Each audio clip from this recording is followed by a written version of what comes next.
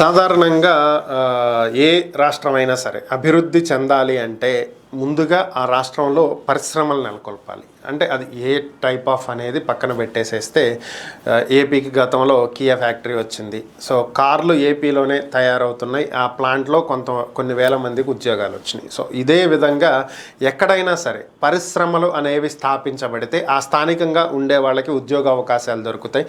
ఉద్యోగం దొరికింది అంటే వాళ్ళ జీవన ప్రమాణాలు మారుతాయి, కొనుగోలు శక్తి పెరుగుతుంది. దానివల్ల పర్చేజబిలిటీ పెరిగినప్పుడు గవర్నమెంట్కి వచ్చే ట్యాక్స్ పెరుగుతుంది. ట్యాక్స్ పెరిగితే ఆ ట్యాక్స్ని రాష్ట్ర అభివృద్ధి కోసం మరలా ప్రభుత్వం ఖర్చు పెడుతుంది. ఆటోమేటిక్గా అభివృద్ధి అనేది జరుగుతుంది. ఇది జనరల్గా ఉండే స్ట్రక్చర్. అయితే ఇప్పుడు గత 5 ఏళ్లలో ఏం జరిగింది ఏంటి అనేది ప్రజలందరూ చూశారు. దాని గురించి ఇప్పుడు నేను మాట్లాడదలుచుకోలేదు. ప్రస్తుతం ప్రభుత్వం మారిన తర్వాత కొత్తగా టీడీపీ, జనసేన, బీజేపీ కూటమి ప్రభుత్వాన్ని ఏర్పరిచిన తరువాత చంద్రబాబు నాయుడు ముఖ్యమంత్రిగా బాధ్యతలు చేపట్టిన వెంటనే ఏపీకి ఒక పరిశ్రమను తీసుకురావడానికి అధికారులు శాయశక్తులా కృషి చేస్తున్నట్లుగా ప్రస్తుతం మనకున్నటువంటి సమాచారం. ఇదేంటి అనేది ఒకసారి గనక మనం పరిశీలించినట్లయితే BPCL, Bharat petroleum corporation limited. So ఇది పెట్రోల్ బంకే కదా అనుకుంటారు. సో ఇక్కడ మ్యాటర్ ఏంటంటే వీళ్ళకి పెట్రో రిఫైనరీస్.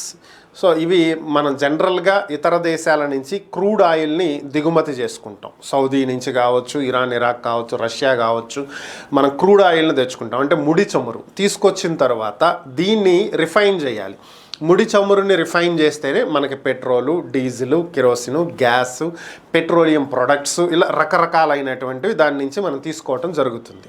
సో ఈ క్రూడ్ ఆయిల్ రిఫైనరీసు ఇండియాలో ముంబై, కొచ్చి, మధ్యప్రదేశ్ దగ్గర ఈ బీపీసీఎల్కి ఈ ప్రాంతాల్లో రిఫైనరీస్ ఉన్నాయి. అయితే వీళ్ళు కొత్తగా మరొక రిఫైనరీని పెట్టాలని చెప్పి ఆలోచిస్తున్నారు. సుమారుగా దీని పెట్టుబడి వ్యయం 50,000 కోట్ల రూపాయలు. ఇది గనక ఏపీలో రిఫైనరీని గనక ఏర్పాటు చేయగలిగితే బీపీసీఎల్ కొన్ని వేల మందికి ప్రత్యక్షంగా, కొన్ని వేల మందికి పరోక్షంగా ఇక్కడ ఉద్యోగాలు వచ్చేటువంటి అవకాశం ఉంటుంది. ఈ విషయాన్ని తెలుసుకున్నటువంటి ఏపీ అధికారులు ఇప్పటికే బీపీసీఎల్ సీఈఓని కలవటం జరిగింది. సాధారణంగా ఈ పెట్రో రిఫైనరీ పరిశ్రమలు తీర ప్రాంతాలకు దగ్గరగా పెడతారు. అంటే సముద్రానికి దగ్గరగా ఉన్నటువంటి ప్రాంతాల్లో పెట్టడం జరుగుతుంది. సో ఈ మేరకు అధికారులు ఆ విషయాన్ని బీపీసీఎల్ దృష్టికి తీసుకువెళ్ళటం జరిగింది.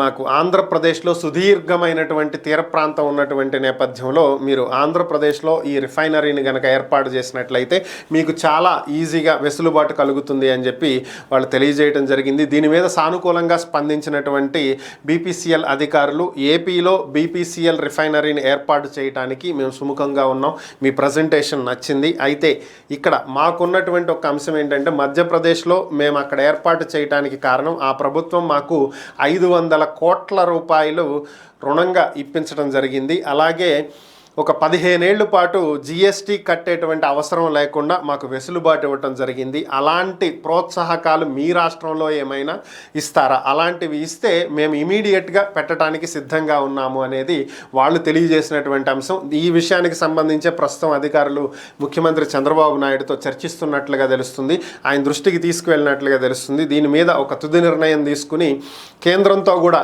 మాట్లాడుతున్నారు. యాక్చువల్గా విభజన చట్టంలో భాగంగా మనకు పెట్రో కారిడార్ ఏర్పాటు చేయాల్సి ఉంది. సో ఈ నేపథ్యంలో దీని కింద ఈ పెట్రో కారిడార్ కింద విభజన చట్టంలో ఉన్నటువంటి హామీల కింద మనకి ఈ వెసులుబాటు ఏమైనా కల్పిస్తారా? కొంత రుణం కానీ లేదంటే జిఎస్టీలో తగ్గింపులు కానీ ఇలాంటి ప్రోత్సాహకాలు ఏమైనా కేంద్ర ప్రభుత్వం నుంచి మనకు అందేటువంటి అవకాశం ఉందా? వాటిని కూడా తీసుకునేటువంటి ప్రయత్నం కూడా అధికారులు చేపట్టినట్లుగా తెలుస్తుంది. ఒకవేళ అనుకున్నట్లుగా కనుక జరిగితే వెంటనే ఒక 50,000 కోట్ల రూపాయల పెట్టుబడులు ఏపీకి త్వరలోనే రాబోతున్నాయి, ఎంఓయూలు కుదరబోతున్నాయి. ఇక్కడ కనుక స్థాపిస్తే అది ఏ ప్రాంతంలో పెడతారనేటువంటి అంశం అయితే తెలియదు, కానీ ఏపీలో ఉన్నటువంటి తీర ప్రాంతాల్లో ఏదో ఒక జిల్లాలో అయితే పెట్టడం జరుగుతుంది.